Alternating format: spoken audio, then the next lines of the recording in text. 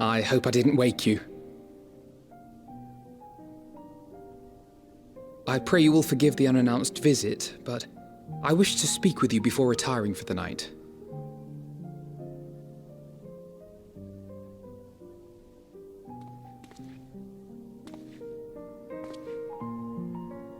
About Garlemald, and the time we spent with the people of Tertium.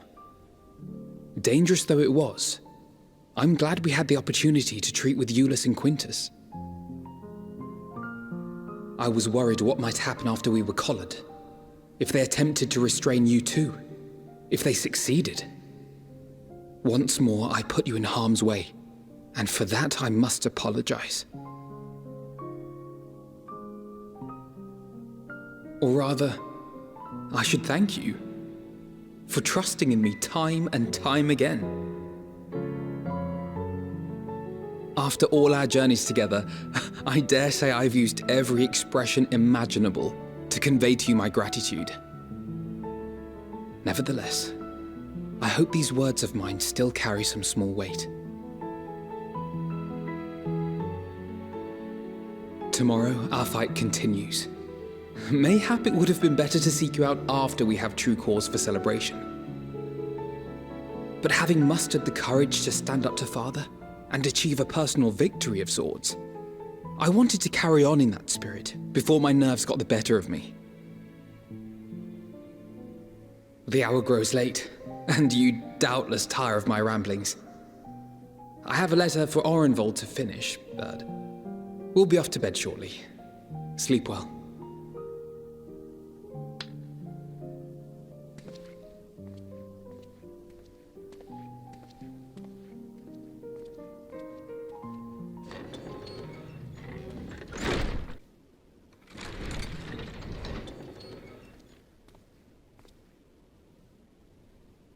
Craving a midnight snack, were you? I did consider bringing a few sweets, but decided this wasn't an appropriate occasion.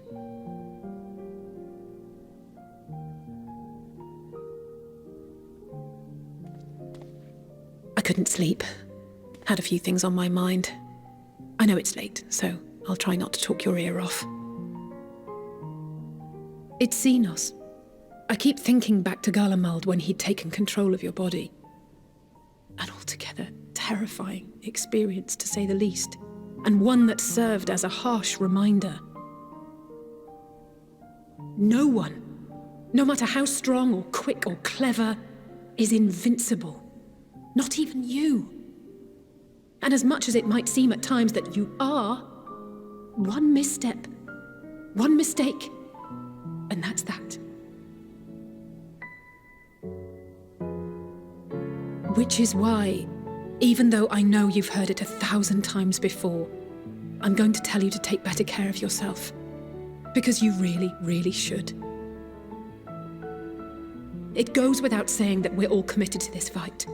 But that doesn't mean that we need to throw our lives away. You know how I feel about noble sacrifices.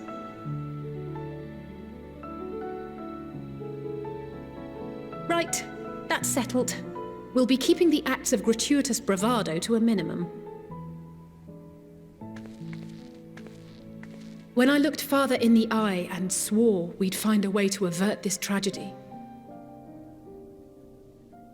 it wasn't a promise just for him. It was a promise for you, too.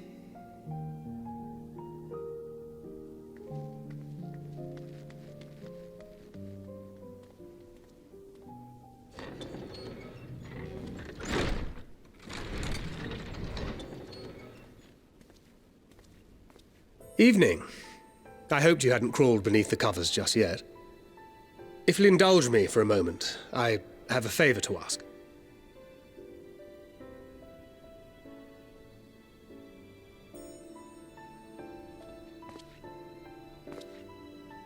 Don't worry. Nothing desperate or dire, if that's what you were wondering. Not yet. You know we may have quite literally entered our final days. The ancients went so far as to call it that for a reason. If so, then everything we did for Ronin, for the First, will have been meaningless. And I can't accept that. I just can't. My mind won't allow for the possibility. And that could be a problem. When we're in the thick of it, I don't know if I've got it in me to be pragmatic this time. To run, even if running's the right choice. The only choice. So if you see me turning a blind eye to the harsh reality, beat some sense into me, would you? I trust you and the other Scions with my life. And I'd like to think the feeling is at least occasionally mutual. And I never forgive myself if my stubbornness put them in danger. Gods, listen to me. Beginning to sound like the father I never had. So, can I count on you to keep me in line? I can think of no one else more eminently qualified.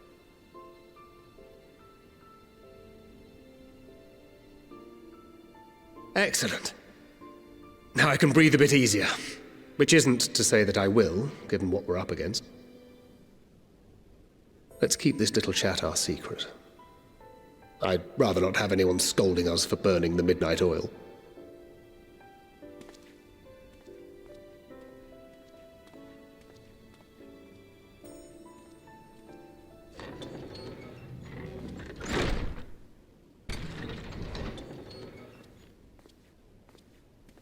You're still awake. Good. Might I trouble you to stand still for a moment?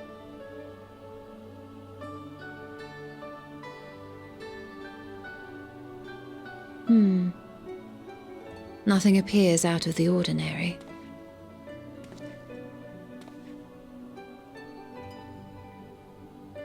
A precautionary measure. You will recall that serving as a vessel for abundant light in the First very nearly ended poorly. In your recent battle on the Moon, you were almost certainly exposed to similar, if not greater, forces. Fortunately, from what I can see, you and your ether are none the worse for wear. Would that Ronin were here to confirm my assessment. To think you actually found yourself in a direct confrontation with Zodiark. As if Xenos gallivanting about in your body was not misfortune enough. Did you so grossly offend every single deity in a past life that they saw fit to place a curse upon your soul?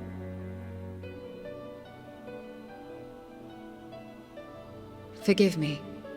That was in poor taste. I recall vividly how battered and broken it was in the depths of Amarant. Would that you could have seen it with your own eyes. Mayhap then you would understand why the greater part of me is glad you did not. It was a horror beyond description. Promise me you will be careful, that you will seek my counsel if you feel unwell. That puts my heart at ease, if only a touch. I suspect it will grow colder as the night wears on, so do be sure to stay warm. Sleep well. May the shadows keep you.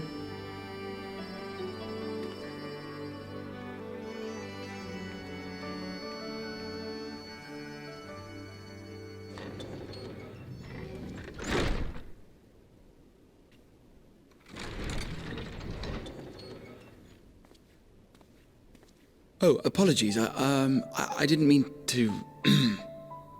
If you could spare a moment before bed. Thank you. I fear this may be the last quiet night we have to talk for quite some time.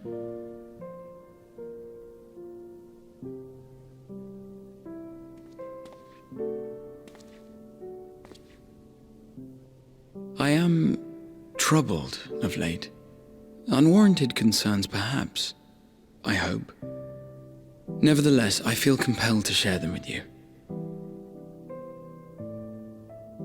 Though you have bested your enemies thus far, Xenos and even Zodiark, your victories have come at a considerable cost to yourself.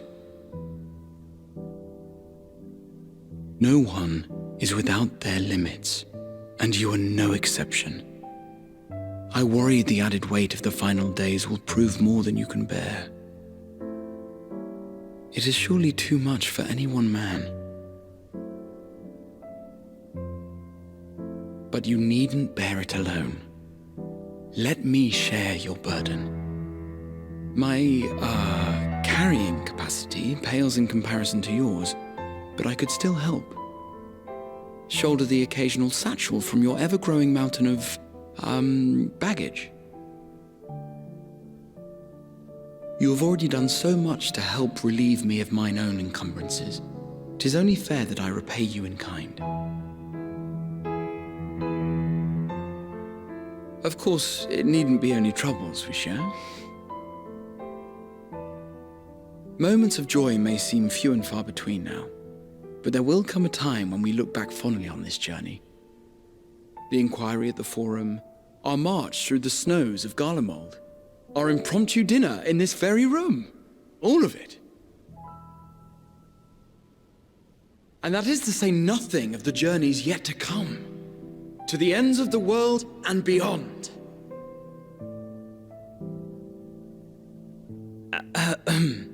But tomorrow will be no less busy than today, and I've kept you from your rest long enough.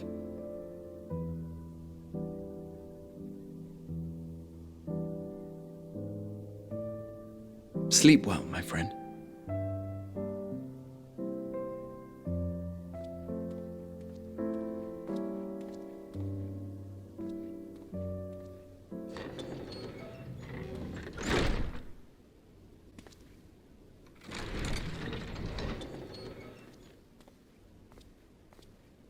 You're alone. Good. The twins thought now would be a wonderful time to pay a visit to my chambers. Rather than listen to them bicker over tonight's snacks and tomorrow's plans, I seized the first opportunity to make my escape. To their credit, they decided against intruding on your peace and quiet.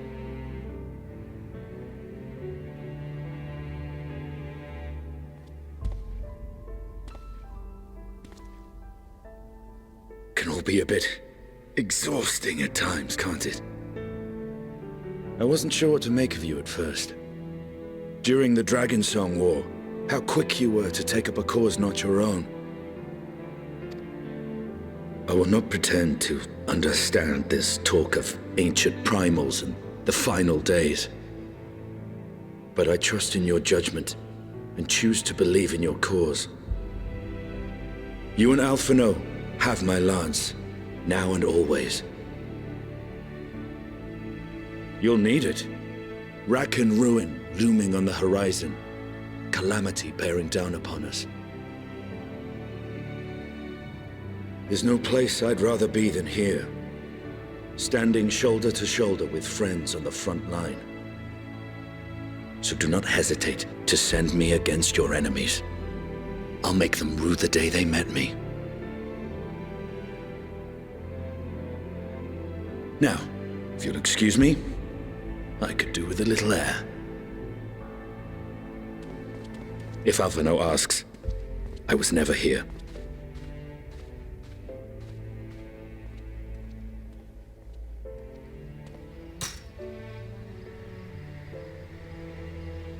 Until the morrow.